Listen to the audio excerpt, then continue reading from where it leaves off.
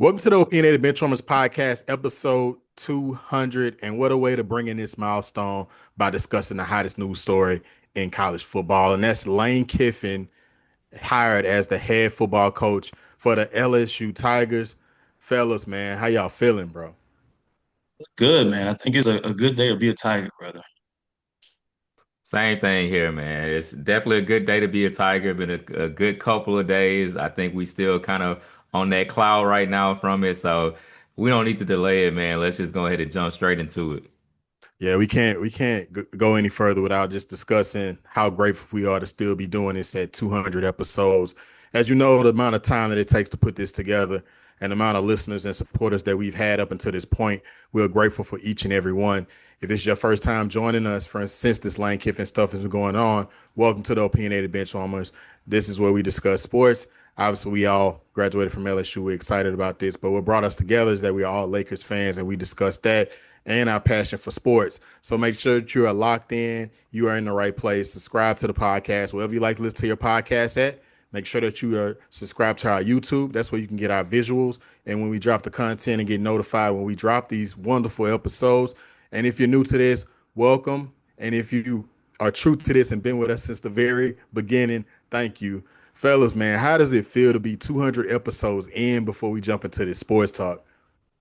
Yeah, I think you covered it, man. I think it's just a blessing to just be doing it this long, years in, 200, man. I mean, when we started this, I don't know if I envisioned 200, but definitely a blessing. Yeah, no, 100%. 200 is kind of wild when you really think about it. Like, I was kind of thinking about it leading up into this, this episode and us recording, and it was like kind of blew my mind a bit. But as you said, the biggest thing is just the listeners, the ones who have been out there, supporting us, especially the ones that have been supporting us from day one.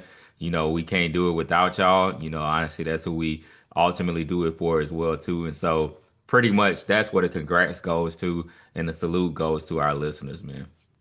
Man, couldn't have said it any better, man. Let's jump into it. Like my brother say, we're not gonna hold it any longer.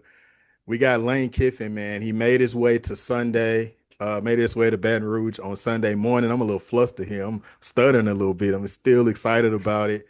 There was a little back and forth. We know how this has transpired and the timeline has went. If you haven't been under a rock, this thing has been boiling a month in since Brian Kelly was fired in the middle of the season, which was unexpected because of the buyout that he was due, which was over $50 million. We heard rumblings that Lane Kiffin may be interested in that job as well as the Florida job. And since up until that point, those rumblings got louder and louder and louder up until the point where his ex-wife and his family visited Baton Rouge, and it just went crazy up until that point. We kind of knew that we had it there. But we'll jump into all the details about how this thing went down and how we felt about it. But before we get too far ahead of ourselves, where were you fellas when you heard the news broke, man? Where were y'all on that Sunday morning when you finally got the news? Or that Sunday afternoon, that's when it became official that Lane Kiffin will be the new head coach of the LSU Tigers. Yeah, I mean, it was a weird time because it was a little bit of a wait in there because that Saturday night we were supposed to get the news Saturday, right? We've been waiting on Saturday, and then it was kind of a thing where we thought that okay, maybe he's waiting to after the LSU game. You don't want that type of press on the team, the current head coach.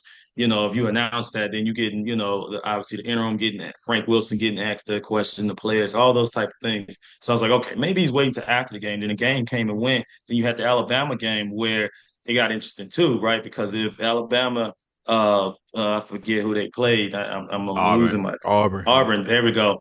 If Alabama would have lost to Auburn, that would have put Ole Miss in the SEC championship game. So I was like, okay, maybe he's waiting to after that.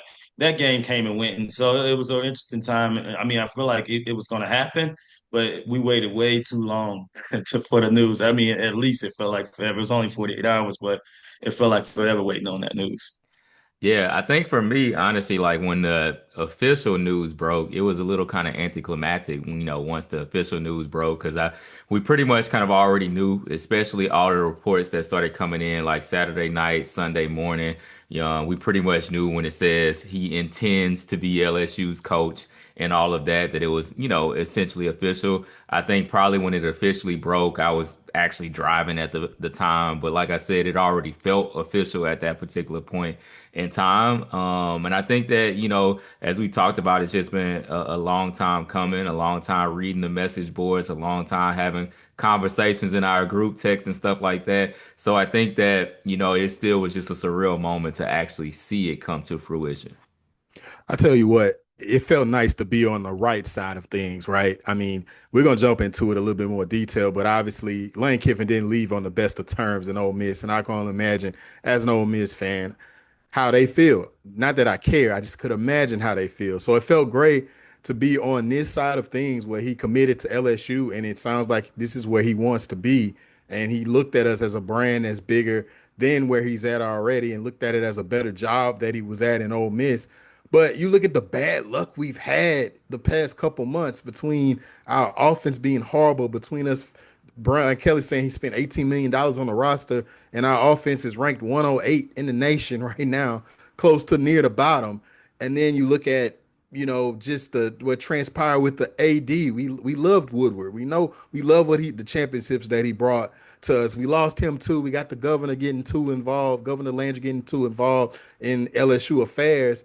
It just was a mess. So to really finally land on this side of things, good luck wise, it felt great, man. It felt like a relief. I've been on a high. I don't know about you guys. I've been on a high since Sunday afternoon when the news broke, and it's carrying on into the podcast. So my initial thoughts and my initial feeling was just pure relief that if me going through all of that meant that we would get to this point, it was all worth it. Yeah, no, I couldn't agree more. Like, and to answer your question earlier, I was sitting at home watching football as always when it broke, and so I mean, again, I'm right there with you. I'm on a high. I think he's going to bring something very exciting to our offense that hasn't been good since the Joe Burrow days, which is now 6 years ago. And so I'm excited. I'm ready to see what he brings in. I think now his press conference, right, was very important. How that excitement that he brought, saying all the right things. I think he even kind of took it to me, maybe not to others, but I think he even took a slight shot at Brian Kelly in this press conference when he did the joke about, I just want to start talking like you, when he's talking about Coach O. We all know what happened with Brian Kelly and him pretending to with his fake accent at the Family. LSU basketball game. Yeah, yeah, just terrible. So, I mean, again, I'm excited to see what he brings, who he brings in. And he's active on social media, right? So we get to see kind of him on social media. They said something about him tweeting out a Trinidad flag, right? And which was kind of a sneaky way of saying maybe that his quarterback is that's now at Ole Miss who putting in an extra year eligibility may come over too. I don't know if that was just kind of weird that he tweeted out and added a tiger and a Trinidad thing in at the end of it. So it'll be interesting to see what we do with that quarter position, what he do. I'm excited, man. So right there with you, brother. Yeah, no, I completely excited by the move. Like it feels just like we were already talking about something special is kind of brewing in this era. Like it truly feels that this Lane Kiffin era has a chance to be special, for us, has a chance to set us up for not just a championship, but honestly, potentially multiple championships. And so one of the big things that to me kind of stands out is that I feel like LSU kind of flexed their muscle in the midst of this. We think about the brand of what LSU is. And so throughout this time, you even heard Lane Kiffin allude to the fact that there were, I guess, basically four teams that were in the running for him. But you look at this time where, Florida was feeling at one particular point that maybe they had the lead. You see everything that's going on with Ole Miss and being a team that is going to be in the playoff. And you look at LSU and really our last two coaching hires, you look at two situations where they've taken coaches that are from teams that were on the cusp potentially of being in the playoff and just kind of flexed their muscle and said, this is what the LSU brand is. This is where you really come if you want to contend for multiple championships. And so I think that that was another thing that just stuck out to me within the process. Like it is obvious and apparent LSU is a top five job that is out there, and they flexed their muscle in the process and did whatever was necessary to honestly get Lane Kiffin here. So whether it was, ponying up and making sure that, of course, his contract would make him one of the highest paid coaches, whether it was making sure that he would be secure as it relates to what we're going to do from an NIL standpoint, whether it's even the fact that they decided that if Ole Miss advances in the playoff, they're going to pay his incentives that he would have gotten at Ole Miss. Like LSU just said, we're going to do all of this right because, as you mentioned, Rob, it seemed like everything was going wrong for LSU. But as it got down to it, they just figured it out. Hats off to Verge Osbury as well too. I think that he has to be commended with what he did in this process, in this search. He went out, he knew who his target was, and he made it happen.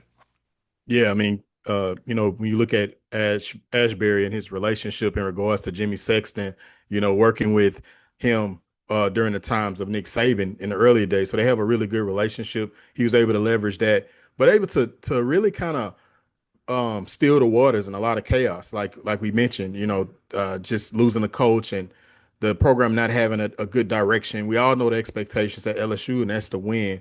And to see us losing and him able to, like you said, he put everything in place for us to be able to land Lane Kiffin. But what leads us to the next thing is just staffing, coaching wise.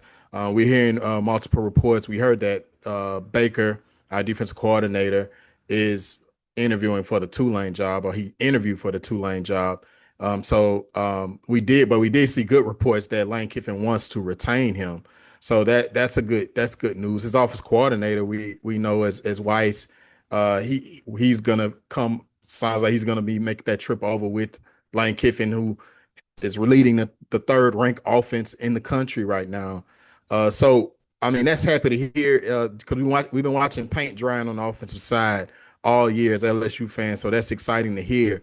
But you know, which when you look at the running backs coach and you look at, you kind of wonder about Wilson and where he's going to fall into things because we do know that uh, Lane Kiffin has a 9-year relationship with his running backs coach. I think his last name Smith. Yeah, Kevin Smith. Um, and we don't know if he's going to come over or not. So if Timmy Smith does come over, that could be an issue. And I really want to keep Wilson because we know what he means to the New Orleans recruitment circle. He basically has a relationship with every single recruit from his 2026 class. It's just very important that we retain him. So I'm interested to see how the rest of this staff fills out.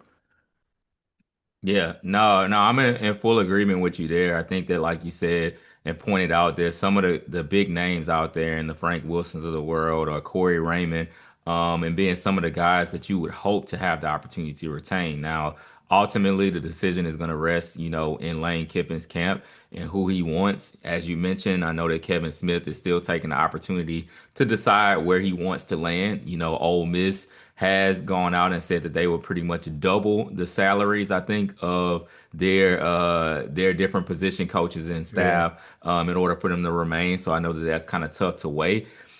Ideal scenario, as you mentioned, I would almost hope that Kevin Smith would just decide to remain with Ole Miss and Right. allow Frank Wilson to stay with LSU because it means so much, It like, does. not getting ahead of ourselves, but even as you mentioned, from a recruiting standpoint, with us knowing that, Wednesday kicks off, the national signing day period, the 3-day window in which now you're starting to hear that, of course, LSU is flipping some recruits right now, but some that have been long-standing recruits are kind of saying that they may wait until the February signing period in order to see how the coaching staff officially shakes out. So, definitely going to be very interested. My biggest hope is, as you already have alluded to, that we can some type of way retain also Blake Baker. I think that it's gonna be kind of tough for Tulane to pass on a guy like Blake Baker, especially with his ties Yeah. to the school.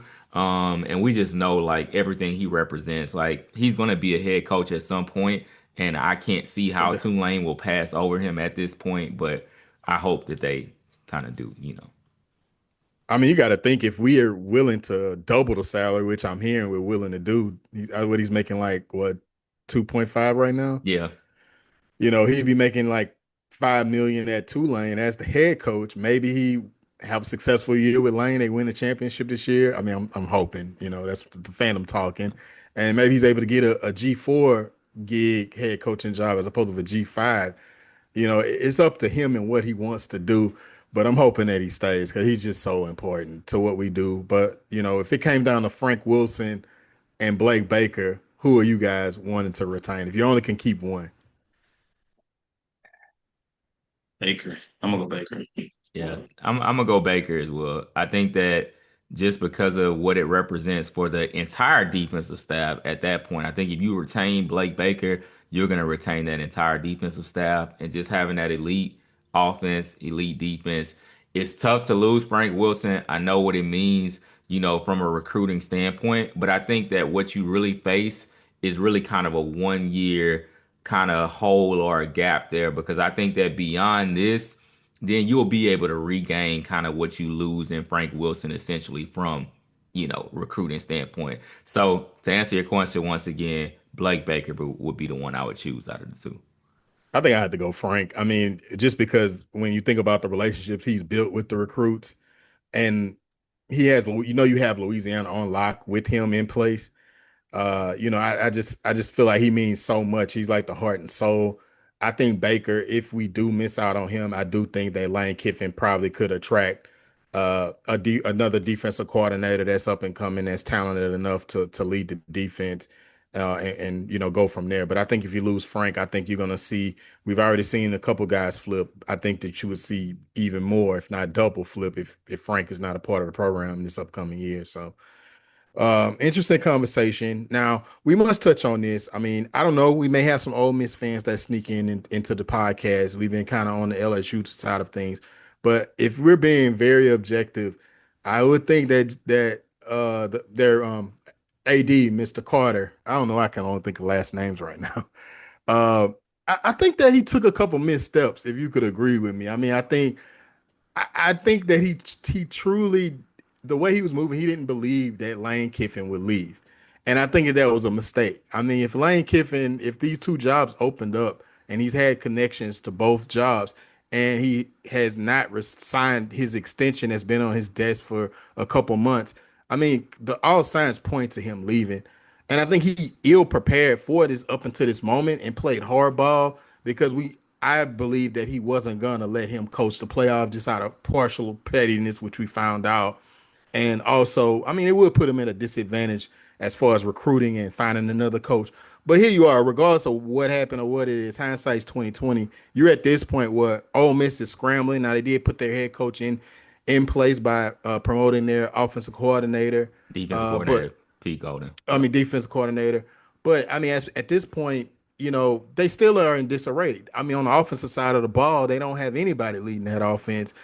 So it's going to be interesting to see, what transpires. But Ole Miss fans got to admit, I know they're pissed off. I would be too, but they got to admit, there was a lot of missteps on their ends too. Yep. So just a quick update on that. Charlie Wise Jr. has agreed to be able to coach through the playoff run. Wow. And LSU has signed off on that for him to be able to do it, which I do think that that's a little bit hypocritical if the whole deal was Yeah. that if you're going to another place, we don't want you coaching here. All right. That's to me a little bit hypocritical. Why couldn't you let Lane finish it out if you That were was going to petty, take man. staff members and let staff members fill it out? But to your, yeah, no, you about to say something, Los? Yeah, but is it official? I guess could they? I guess convince him to stay. Could Ole Miss steal him at this point? You know what I mean? Well, Like, he's already signed his offer sheet with LSU, so he's supposed to be locked in.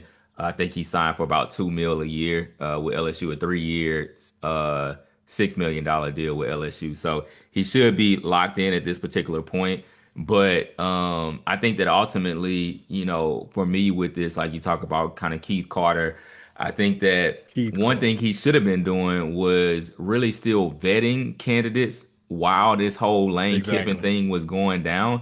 He still should have been having conversations, whether it was specifically with agents to be able to have kind of the back channels and those kind of discussions. But I think that he operated in two instances. I think that he operated with a thought process that he, had the confidence that he could keep Lane. And then I think he also kind of operated a little bit scared that if I go out and I start vetting other candidates, then what is this gonna make Lane feel? Is this gonna push him out of the door? So it's like, to me, he kind of operated with both sides, where he should have just kind of stood on it essentially. Hey, what are you gonna do? And then that's gonna allow me to know how I need to move ultimately. And I think that the writing was on the wall, as you already alluded to. Lane Kiffin has had an extension sitting on his desk for the last 2 months. If a man hasn't taken that extension and signed it at this particular point, he's letting you know what he's going to do. Eli Drinkwitz, he signed the deal with Missouri. We saw Clark Lee re-up with Vanderbilt. It didn't take them 2 months to make that decision. So I think that not Clark Lee, Keith Carter should have kind of stood on it a little bit sooner.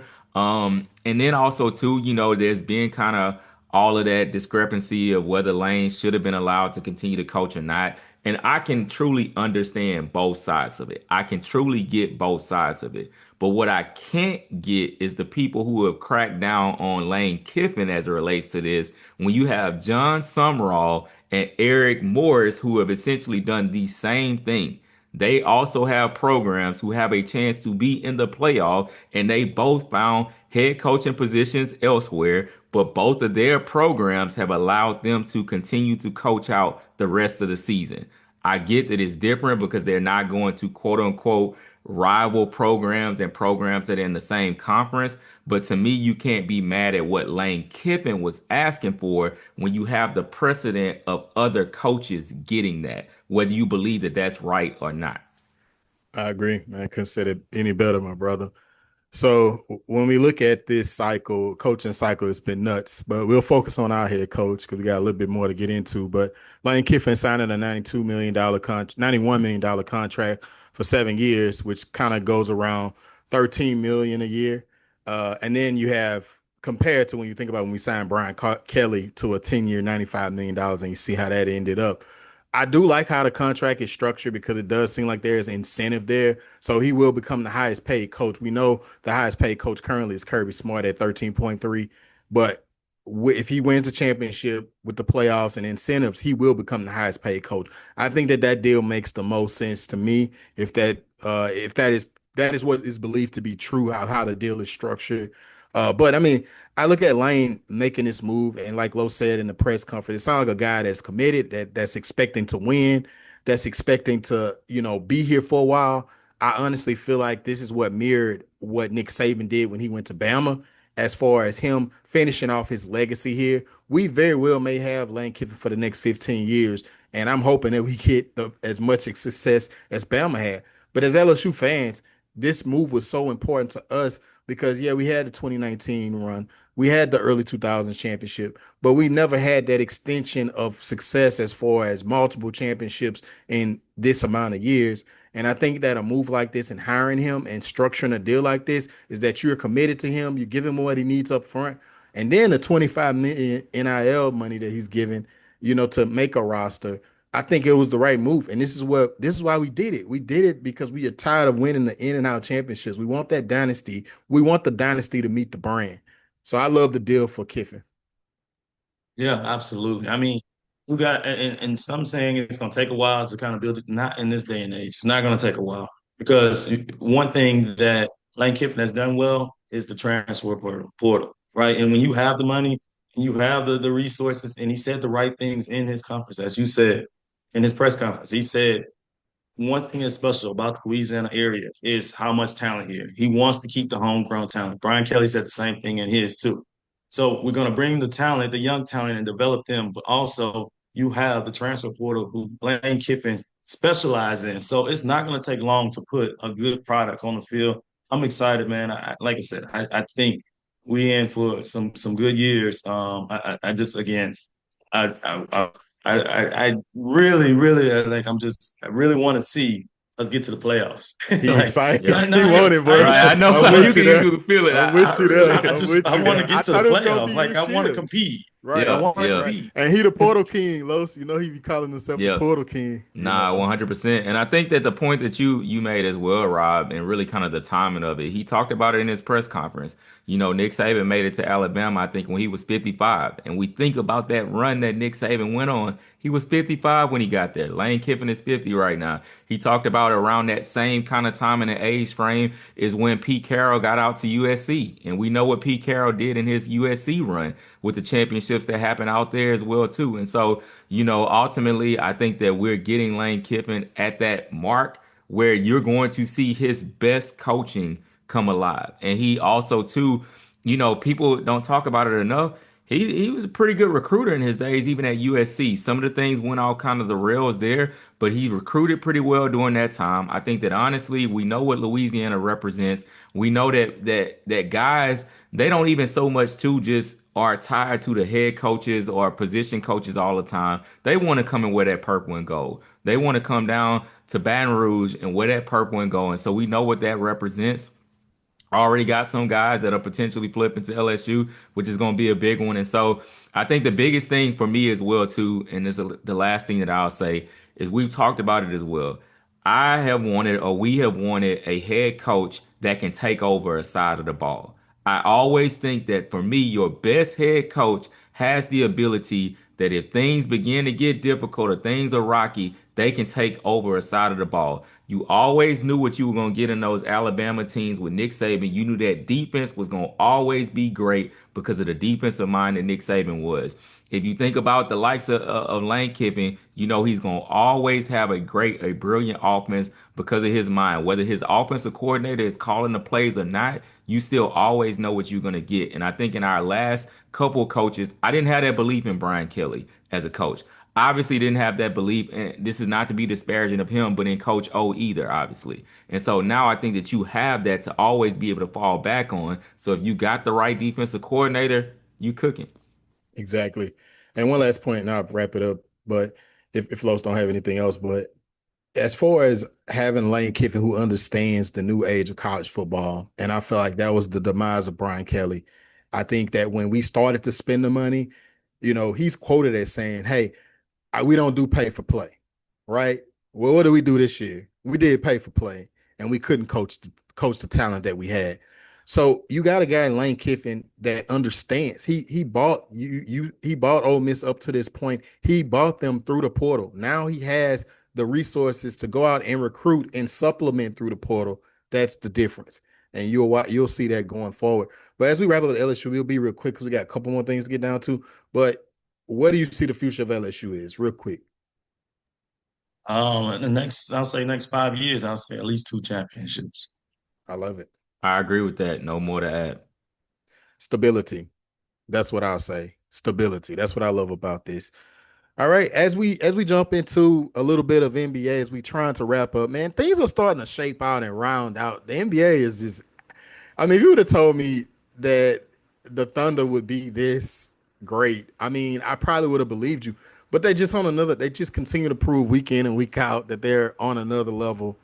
But if you look at those standings and you looked at the beginning roster of the Clippers, I wouldn't expected them to be in the type of predicament that they're in. I mean, the LA Clippers, I love to pick on little brother, as a Lakers fan, but James Harden, Kawhi Leonard, like, Zubac, they have a talented core, and but yet they are underachieving. Their record is what are they 4-13? Correct me.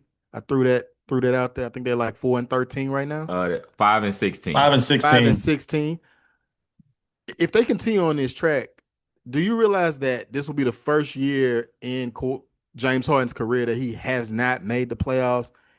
And I would go to guess that the way that they like to load manage Kawhi Leonard and how he doesn't like to play and take nights off, and the amount of playing that he would have to do to will them into the playoffs, I'm confident in saying that this early, I don't think they're going to turn this around. So I will go out on a limb and say James Harden is not going to make the playoffs, and he's playing some of the best regular season basketball you could ever see him play because we know he don't show up in the playoffs.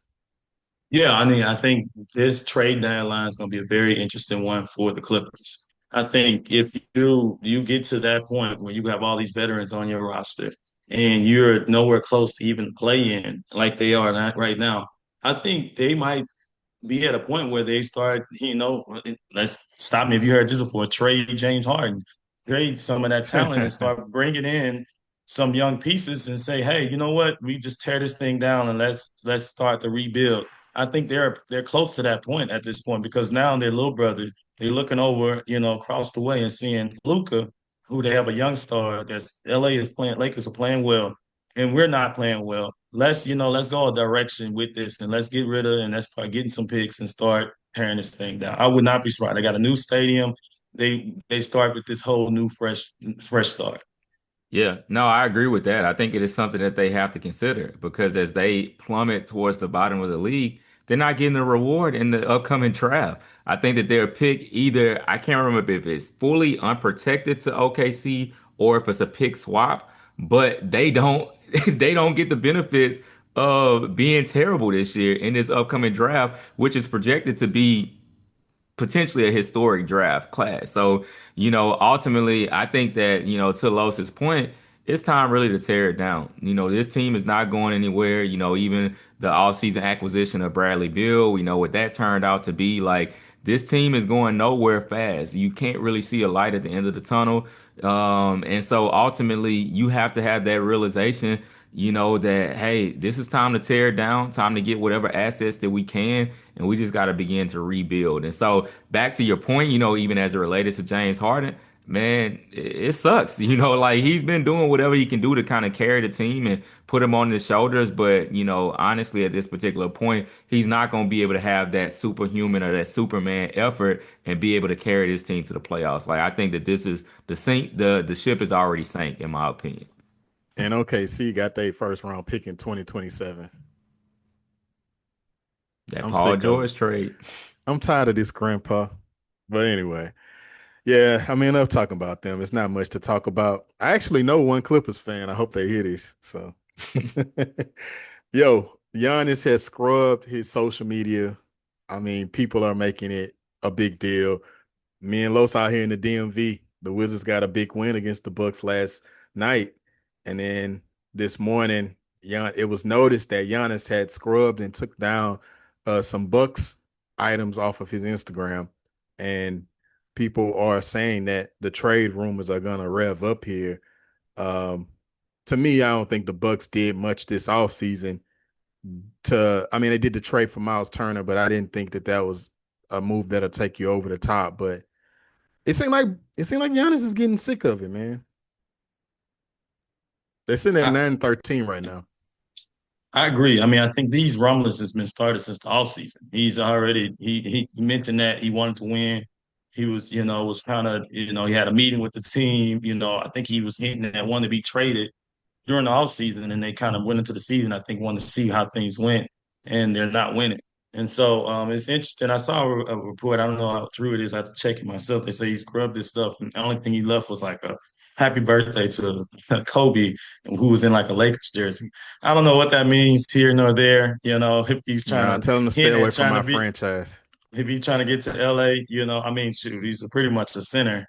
I wouldn't mind that boy with Luca. I ain't gonna tell you what in the run. Nah, Man, look, keep him away. You I'm gonna tell telling you, Giannis to stay away? I Keep him can't away, believe you, man. man. I look, especially if Bron signed off on him, they could no, take him. no, my problem is that he has to have the ball. Like how that work with him and Dame, I just like it didn't work. It's not gonna work. He got to be ball dominant to be effective. I just don't think. I think we got enough ball handlers on our team. I'd rather see some shooters. I'd rather see another big man, like or another good role player.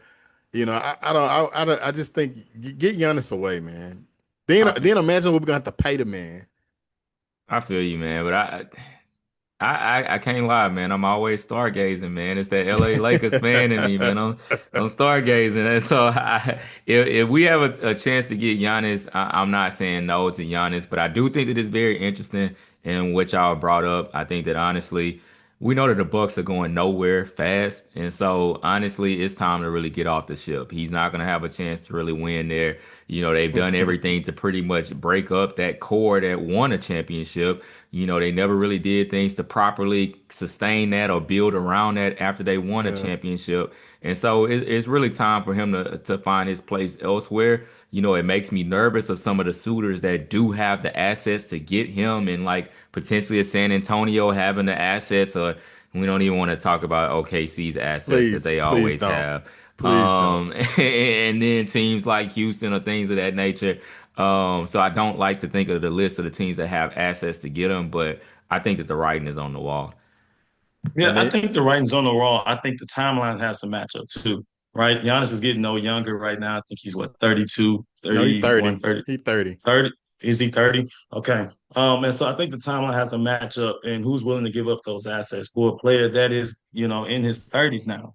And so, I mean, put me on the side of team. I would be okay with him going to the Lakers, right? Now, how much are we giving up? Because I think he'll be a great pick and roll with Luka. I think him rolling to the basket will be unstoppable. I think what Luke can do, and when he does get the ball in open floor, I think he is different. I think he is unstoppable. He's a guy that you have to plan for, but I'll just leave it at that.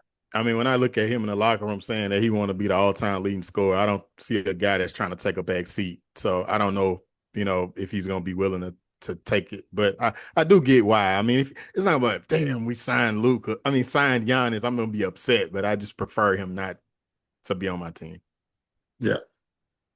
Look, fellas, I think we did it again. We appreciate you being rocking with us this long. Again, episode 200. We're here. We've been here. We'll continue to be here. We appreciate all the new listeners and followers, the love and support that we've been receiving in the last couple of weeks since we've reset ourselves and have become more consistent. Make sure that you are subscribed to the podcast on wherever you love to listen to your podcast at. You'll find us. Just search Opinionated Benchwarmers.